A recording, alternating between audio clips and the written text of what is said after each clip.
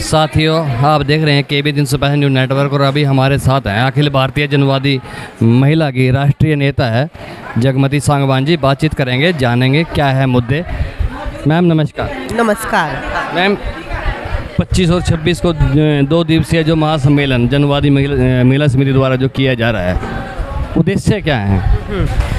ये जो अखिल भारतीय जनवादी महिला समिति जो महिलाओं का राष्ट्रीय संगठन है और जो बिल्कुल गरीब से गरीब महिलाएं जिसका आधार है उसका सम्मेलन होगा ये। और इसके अंदर मुख्य मुद्दे जो हैं वो ये होगा कि एक तो खाद्य सुरक्षा का जो सवाल है हमारा, उसको किस तरह से गरीब तबकों के अंदर खाद्य सुरक्षा, क्योंकि अनीमिया बढ़ता जा रहा है, कुपोषण बढ़ता जा रहा है बच्चों में। दूसरी तरफ कहते हैं देश हम देश हरियाणा जी दूध दही का खाना, तो वो खाद्य सुरक्षा का जो सवाल है वो सुनिश्चित किया जाए। ज़्यादा से ज़्यादा महिलाएं जो हैं गरीब तबकों की, उनको रोज़गार का कोई ना कोई ज़रिया मिले जिससे वो बच्चों को पाल पाएँ।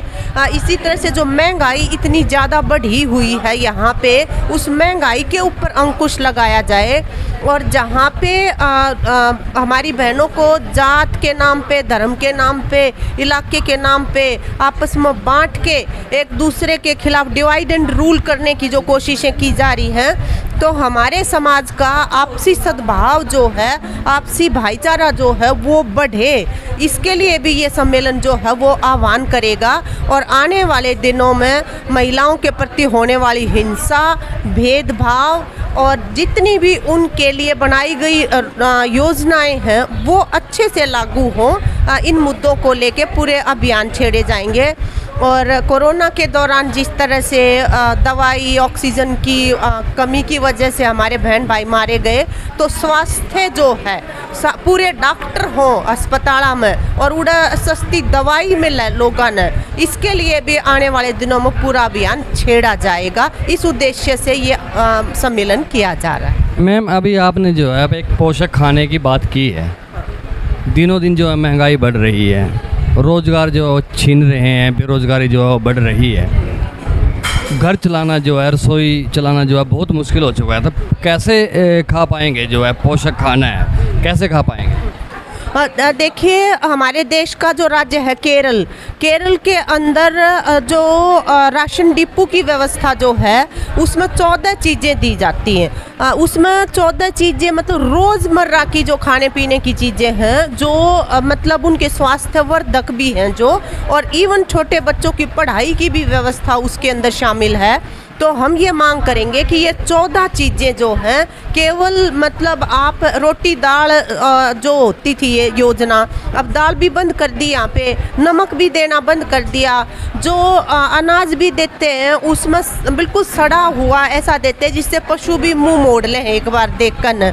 तो ऐसा नहीं होना चाहिए ये। और ये 14 चीज़ें इसके अंदर शामिल होंगी अगर सरकार की तरफ से, जिसके लिए हम दबाव बनाएंगे, जिसके लिए हम आवाज़ उठाएंगे, आंदोलन करेंगे, तो फिर ये जो मतलब खून की कमी की शिकार है महिलाएं या कुपोषण के शिकार हमारे बच्चे हैं, उसके ऊपर अंकुश लगाया जा सकता है। जहाँ पे भी सफलता मिली है वो इसी माध्यम से मिली है सफलता। अभी हमारे साथ हैं सविता जी, बातचीत करेंगे, जानेंगे। मैम नमस्कार। नमस्ते जी। क्या कहेंगे आप जो 2 दिन का जो महासम्मेलन है 25 और 26 का, क्या कहना चाहेंगे? 25-26 जून का हमारा जनवादी महिला समिति का राज्य का सम्मेलन है और इसमें पूरे हरियाणा भर से महिलाएं उस दिन इकट्ठा होंगी। और ये हमारे ज़िलों का नेतृत्व है जो पूरे हरियाणा के अंदर महिलाओं के मुद्दों पे आवाज़ बुलंद करता है।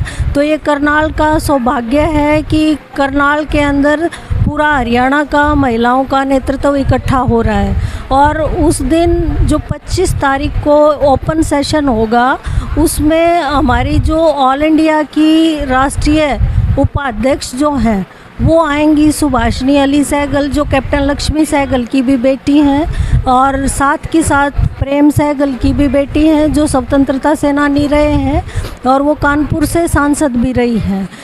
वो उस दिन मुख्य वक्ता के तौर पे शामिल होंगी। साथ ही साथ हमारी राष्ट्रीय महासचिव मरियम धवले भी उस दिन आएंगी। तो काफ़ी बड़ी संख्या में पहले दिन महिलाएं शामिल होंगी और 2 दिन तक ये सेशन चलेगा। इसमें हरियाणा में महिलाओं के क्या क्या मुद्दे हैं इस समय के, और आने वाले दिनों में हमारी क्या रणनीति हो आगे की, उस पे मुख्य तौर पे विमर्श होगा। और 3 साल के लिए नई राज्य कमेटी का चुनाव भी इस सम्मेलन के अंदर होगा, जिसमें नए राज्य अध्यक्ष, महासचिव, कोषाध्यक्ष और पूरी कमेटी चुनी जाएगी। मैम, हम बात करें कि महिलाएं जो आज भी जो ज़्यादातर महिलाएं जो है वो रसोई को संभालती हैं, दिनों दिन जो है जो महंगाई है वो बढ़ रही है। कल भी जो है 50 रुपये जो रसोई गैस सिलेंडर है घरेलू, उस पर बढ़ा दिए गए। आप इसको किस तरह देखते हैं? ये देखिए, जब ये बीजेपी की सरकार आई थी उस समय पे 300 रुपये का सिलेंडर था, आज वो सिलेंडर 1000 पार कर गया है। इसी तरीके से हम देखते हैं कि पेट्रोल डीजल के जो दाम हैं वो उसमें अंतर्राष्ट्रीय स्तर पे जो कीमतें हैं उनमें गिरावट है, लेकिन उसके बावजूद भी उनके दाम आसमान छू रहे हैं। सरकार जो है वो ज़्यादा से ज़्यादा पूंजीपतियों के पक्ष में काम कर रही है और जो अमीर हैं उनको और अमीर बनाने का काम कर रही हैं, और गरीबों को, आम लोगों को, मिडिल क्लास को जो सब्सिडीज़ मिलती थी उन सब्सिडियों को बिल्कुल ख़त्म कर दिया है। चाहे वो गैस सिलेंडर के ऊपर सब्सिडी थी या फिर खाद्य सुरक्षा के ऊपर सब्सिडी थी, हर तरह की जो जन कल्याणकारी स्कीमें थी उनको ख़त्म करने की दिशा सरकार की बनी हुई है। तो जो सरकार का चरित्र है वो बिल्कुल जन विरोधी है। इसके विरुद्ध भी इस सम्मेलन के अंदर आवाज़ उठाई जाएगी। हम बात करें आज से 10-12 साल पहले उज्ज्वला जो योजना आई थी, गरीब तबके की भी अगर बात करें, ज़रूरतमंद तबके की बात करें, उज्ज्वला योजना से पहले जो है एक घर में जो है एक मिट्टी का चूल्हा होता था। 10-15 साल पुरानी बात करें तो हर घर में जो मिट्टी का चूल्हा होता था।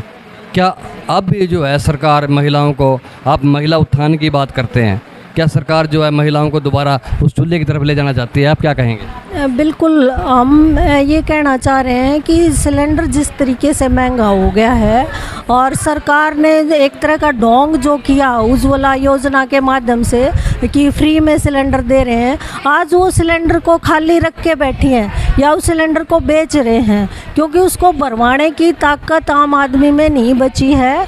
और औरतों को दोबारा से जो गोसे हैं, उपले हैं, ईंधन है, लकड़ी है, उस पर निर्भर होना पड़ रहा है और दिन रात आंखें फुड़ाने लग रही हैं औरतें धुएं के अंदर, और स्वास्थ्य पे भी उसके बुरे प्रभाव पड़ रहे हैं। आप गांव के अंदर कॉलोनियों में जाके देखेंगे दोबारा से चूल्हा जो है वो शुरू हो गया है और गैस जो है वो ऐसे की ऐसे रखी है।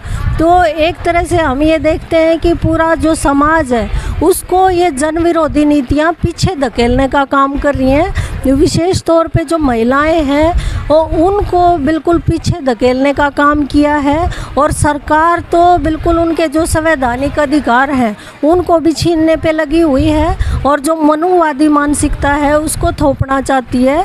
और पिछले दिनों हमने देखा कि सरकार ने जो सिलेबस है उसमें ये डाला कि बेरोज़गारी का कारण क्या है, उसमें उन्होंने लिखा कि महिलाएं रोज़गार मांग रही हैं, ये सबसे बड़ी बेरोज़गारी का कारण है।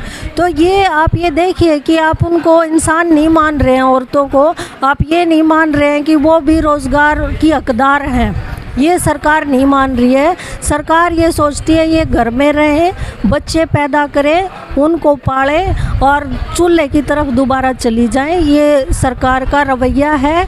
इसके विरुद्ध उस दिन पुरजोर ढंग से पूरे हरियाणा भर की महिलाएं अपनी आवाज़ बुलंद करेंगी। साथियों, अभी आपने सुना जगमती सांगवान जी को, अभी आपने सुना स्वीता जी को। 25 और 26 जून को फुहारा पार्क करनाल में 2 दिवसीय महासम्मेलन को लेकर इन्होंने बात की और महंगाई पर भी जो है इन्होंने बात की। स्वीता जी ने बताया कि किस तरह जो है पढ़ाया जा रहा है कि जो बेरोज़गारी का कारण है वो महिलाएं हैं, किस तरह जो है डिवाइड किया जा रहा है पुरुष और महिलाओं को। साथियों, KBN 365 न्यूज़ नेटवर्क को लाइक करें, सब्सक्राइब करें, शेयर करें। साथ ही चमन लाल के साथ मैं धर्म सिंह।